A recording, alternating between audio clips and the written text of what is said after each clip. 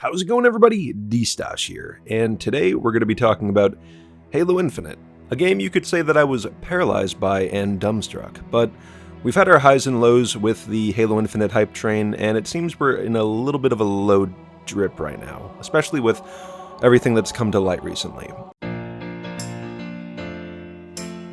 And I'm just going to come out and say that I think we need another delay for this game. Now, a lot of people are going to be abhorrent to that idea. They're going to say, it's already been delayed by a year, why do they need to delay it again? Well, just hear me out. Halo has always prided itself as a experience with multiple aspects to it, multiple ways of play, and I think no better has this been displayed but with Halo Reach. Halo Reach launched with not only cooperative campaign, it launched with Firefight, Invasion, Forge, and not just any Forge, I mean the best Forge we've had up to that point, which, really only Halo 3, but it was revolutionary at the time. And that game, while not perfect, encompassed what Halo is to me, a complete experience with different modes of play.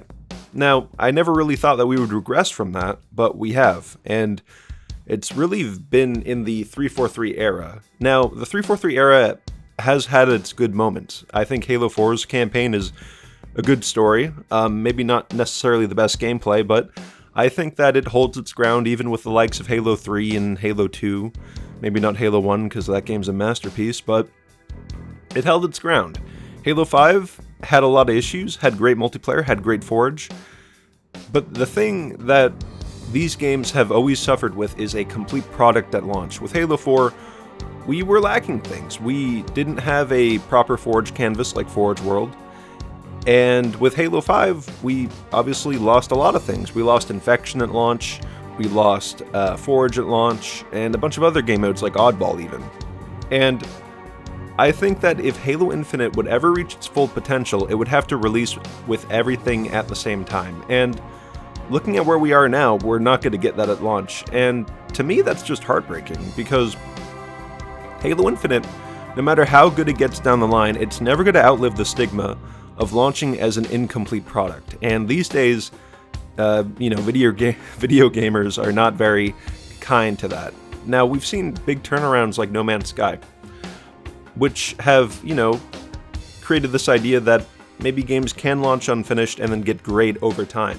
But that should be the exception, not the rule, and it seems like the rule of video games recently have been launching incomplete or broken or both, and then fixing it over time.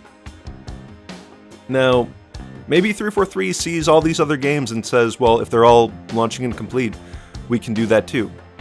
But I think they're wrong about that. I think that what made Halo stand out from the crowd was how much it had to offer.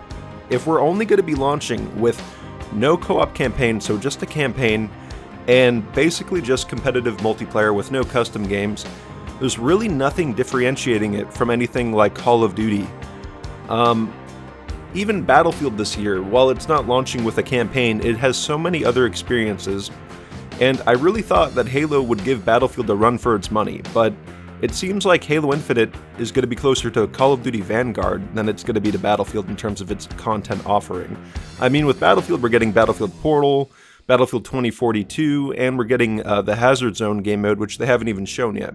Really, all we've had is the campaign and basic multiplayer. We haven't heard of any third game mode, we haven't heard of Firefight, and judging by how Forge is delayed and how co-op campaign is delayed, I would not expect anything like Firefight or even Invasion to be in Halo Infinite, at least at launch. And what this is going to do is create a stigma around Halo Infinite that it's never going to get out of. I mean, even Halo 5. Halo 5 got better, but it's still going to be known as the incomplete Halo game.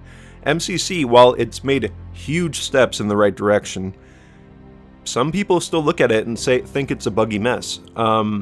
I wouldn't necessarily agree with that, but if you ask the general crowd of people who play video games about MCC, they'll probably be like, oh, wasn't that the game that launched really broken? And yeah, it did. And I don't want that for Halo Infinite.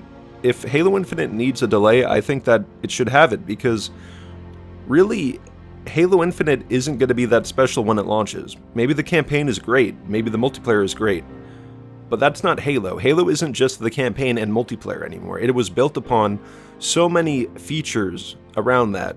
And even the customization. The customization in Halo was revolutionary. And now we're going to be locked behind preset skins and armor cores that won't let us mix and match certain pieces of armor. I just feel like it's such a regression for the franchise, and I really just think that if they were to delay this game again, maybe not even a full year again, maybe just 4 months, and just get all of these things ironed out, get the Forge done, get the co-op campaign done, and let us play custom games, that's really what the Halo community needs right now. Because the Halo community built itself off of creativity, and we're really getting a lot of that taken away with Halo Infinite at this launch. Even things like co-op campaign. I mean, there are so many people that I know who would love to play this game cooperatively at launch, but we're not going to get that. I mean, I've even seen online people who have just traditions of playing Halo cooperatively for the campaign, and now they're going to wait until the co-op campaign is added until they get to play with each other. It's just disappointing that a AAA developer seems to not be able to implement these features that were available in things all the way back to like Halo 3 or Halo 1 even. I just hope that when Halo Infinite does launch, it's a complete product. And that's really all I have to say today. I'd like to hear what you have to say in the comments, and, you know, what are your thoughts on all this? Do you think that another delay would be insane? Do you think that we shouldn't have a delay and just launch the campaign without co-op, launch the game without Forge? Or do you think maybe we can live without Forge and just get co-op campaign at launch? I'd love to hear your thoughts in the comments. And anyways, this was Destauch. I'll see you in the next one. Now, remember, if you liked the video, please like it. And if you really liked it, try subscribing. Destauch out.